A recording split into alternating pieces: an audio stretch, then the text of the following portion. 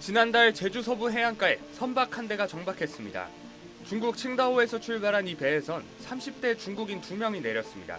그런데 이 두 사람 알고 보니 이미 지난해 불법 체류 혐의로 우리나라에서 추방당한 이력이 있었습니다.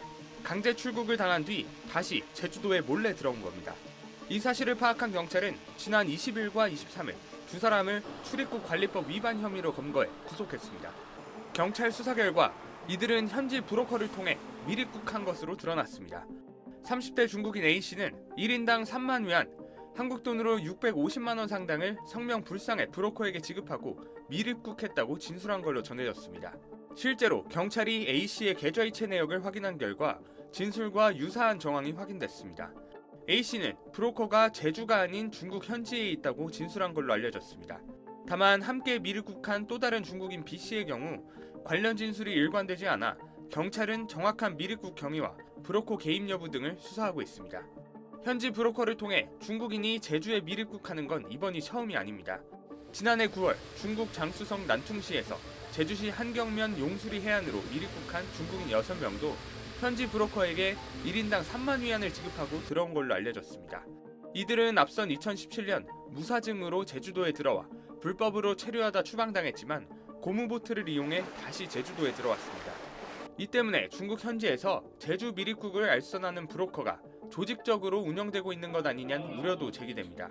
수사당국은 미입국 경로 및 방법 등에 대해 면밀히 확인하고 브로커 등에 대한 수사를 이어나갈 예정이라고 밝혔습니다.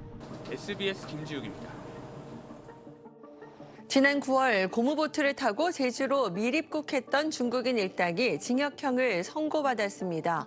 제주지방법원은 출입국관리법과 검역법 위반 등의 혐의로 기소된 모집책과 보트 운항자에게 징역 1년 6개월을, 가담자 3명에게는 징역 1년을 선고했습니다.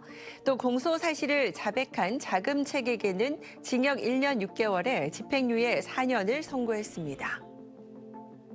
지금까지 제주에서 전해드렸습니다. 지난달 초 제주에서 미입국한 중국인 6명이 구속된 데 이어 지난 6일엔 태안 앞바다에서도 역시 미입국을 시도한 중국인 8명이 무더기로 구속됐습니다. 최근 들어 미입국은 꾸준히 늘고 있는 추세인데 특히 이런 해상 미입국자의 96%는 중국인인 것으로 조사됐습니다. 지난달 말부터 중국인에 대해선 무비자 입국이 시행됐지만 여전히 이렇게 정상적 절차를 밟지 않고 바다를 통해 미입국을 시도하는 사례가 끊이지 않는 겁니다. 이유가 뭘까? 불법 체류자라는 이유로 추방이 되거나 아니면은 형사 범죄라든가 이런 걸 저질러서 이미 체류한 적이 있었다가 쫓겨난 사람들. 그럼 정상적인 경로는 들어오기가 어렵거든요. 미입국 시도하는 사람들 대부분 한국에서 추방당한 전력이 있어 정상적인 경로로는 입국이 불가능해 이런 선택을 한다는 겁니다. 실제로 최근 태안에서 적발된 중국인 일부는 한국에 거주하다가 추방당한 전력이 있는 것으로 확인됐습니다. 경찰은 엔진 기술 발달로 소형 보트로도 장시간 항해할 수 있다 보니 이들의 미입국이 더 쉬워진 측면도 있다고 보고 있습니다. 근데 요즘에는 엔진이 발달하면서 중국에서 한국까지 직접적으로 다이렉트로 항해할 수 있게 된 겁니다.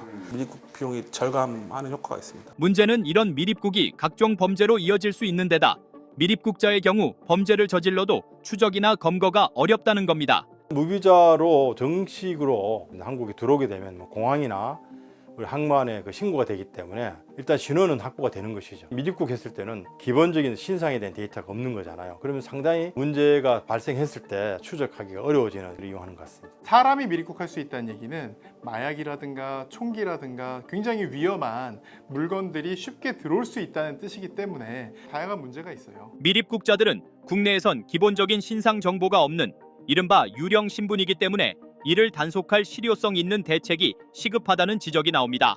불과 한 10년, 15년 그 사이에 이런 일들이 막 벌어지고 있는 거죠. 그럼 그들을 어떤 방식으로 관리할 것인가라는 것에 대해서 한국 사회가 이제 고민을 하기 시작해야 되는 그런 시점에 왔다.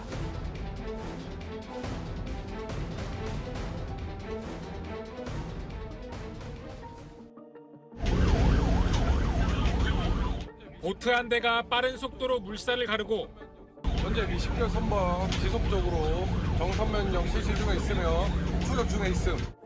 해경 경비함정이 바짝 쫓습니다. 어젯밤 11시 40분쯤 충남 태안 앞바다에 있는 가이도 북서쪽 약 40km 해상으로 정체불명의 선박이 접근하는 모습이 육군 레이더에 포착됐습니다. 현장에 급파된 해경 항공기도 미신고 선박을 특정했습니다. 이후 해경 경비함정 8척과 육군정 2척이 추격전을 벌인 끝에 오늘 새벽 1시 45분쯤 레저용 보트로 미립국을 시도하던 중국인 8명이 해경에 붙잡혔습니다.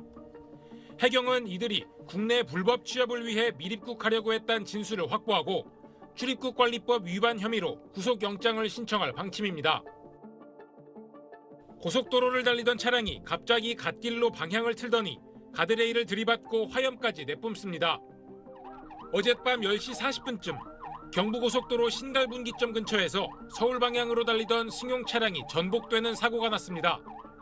이 사고로 40대 남성 운전자 A씨가 머리 등을 다치는 중상을 입고 병원으로 옮겨졌습니다.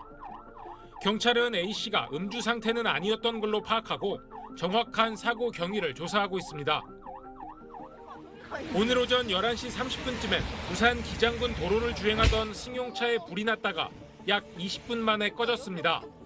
불이 나자 탑승자 3명이 자력으로 대피해 다행히 인명피해는 없었습니다. 경찰과 소방당국은 엔진 과열에 따른 화재로 보고 정확한 사고 경위를 조사하고 있습니다. SBS 신용일입니다. 마을 골목에 나타난 한 무리의 사람들. 한 남성은 무언가에 쫓기는 듯 주변을 경계하며 다른 일행까지 살핍니다.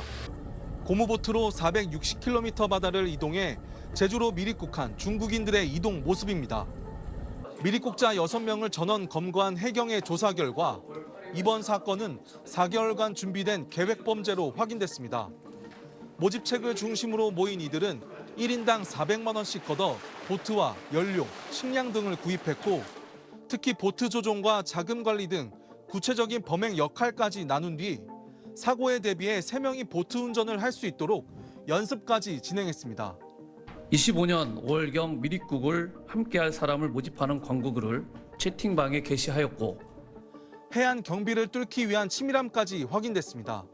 차량 내비게이션과 비슷한 GPS 플로터 장비에 찍힌 항로를 따라가다 추적을 피하려 해안에서 20km 떨어진 곳부터는 전원을 끄고 이동했기 때문입니다. 또 이들은 과거 수년간 제주에서 일한 경험이 있었는데 당시 알게 된 지인의 도움까지 받은 것으로 나타났습니다. 한국에서 쓸 수 있는 휴대폰들은 전부 다 바다에다 버리고요. 데이터만 할 수 있는 중국에서 쓰던 핸드폰들을 갖고 와가지고 통신 수사하는 데는 좀 어려움이 있었습니다. 제주해경은 이번 사건을 통해 해안 경비의 문제와 소형 고무보트 식별 한계가 드러났다며 개선점을 찾겠다고 밝혔습니다. 제주 해안 경계를 뚫으며 전국을 들썩이게 했던 미립국 사건. 이번 중국인 미립국 사건은 사전에 준비된 계획을 실행해 경비와 추적을 피한 것으로 드러나면서 관계 당국은 더 세밀한 미립국 차단이라는 과제를 안게 됐습니다. JIBS 정용기입니다.